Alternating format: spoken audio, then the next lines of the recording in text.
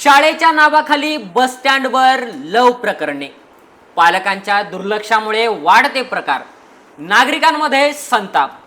बारड परिसरात अलीकडेच अत्यंत चिंताजनक आणि धक्कादायक प्रकार समोर येत असून शाळेच्या जाण्याच्या नावाखाली काही विद्यार्थी मुली दिवसभर एसटी बस स्टँडवर परिसरात मोबाईलवर बोलत बसत असल्याचे चित्र दिसून येत आहे। यामुळे परिसरातील नागरिकांमध्ये तीव्र नाराजी व्यक्त केली जात आहे।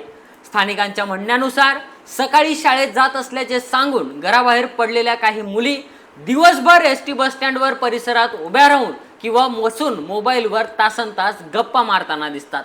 अनेक वेळा त्या शाळेच्या वेळेतच या ठिकाणी थांबलेले आढळतात। त्यामुळे विद्यार्थिनी खरोखर शाळेत जात आहेत की नाही असा गंभीर प्रश्न निर्माण झाला आहे। गावकऱ्यांच्या मते या ठिकाणी मोबाईलच्या माध्यमातून लव प्रकरणे वाढत असल्याची चर्चा जोर धरू लागली आहे। शाळेच्या वयातच अशा प्रकारे वेळ वाया घालवला जात असल्याने विद्यार्थ्यांचे शिक्षण, संस्कार आणि भविष्य धोक्यात येत असल्याची चिंता व्यक्त केली जात आहे। यामध्ये पालकांचे मुलांवर कमी असलेले लक्ष हे मोठे कारण असल्याचे नागरिकांचे मत आहे।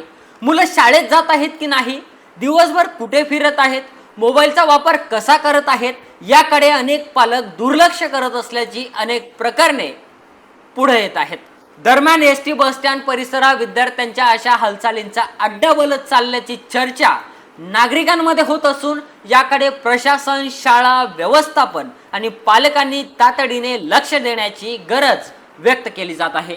अन्यथा शाळेच्या नावाखाली सुरू असलेली ही गैरप्रकारांची साखळी थांबवणे कठीण होईल अशी भीतीही व्यक्त केली जात आहे।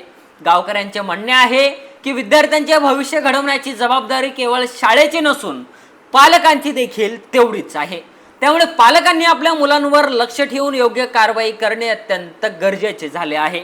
अन्यथा मोबाईल आणि चुकीच्या संगतीमुळे वाढणारी लव प्रकरणे विद्यार्थ्यांच्या आयुष्याला चुकीच्या दिशेने नेऊ शकतात असा इशारा नागरिकांकडून केला जात आहे।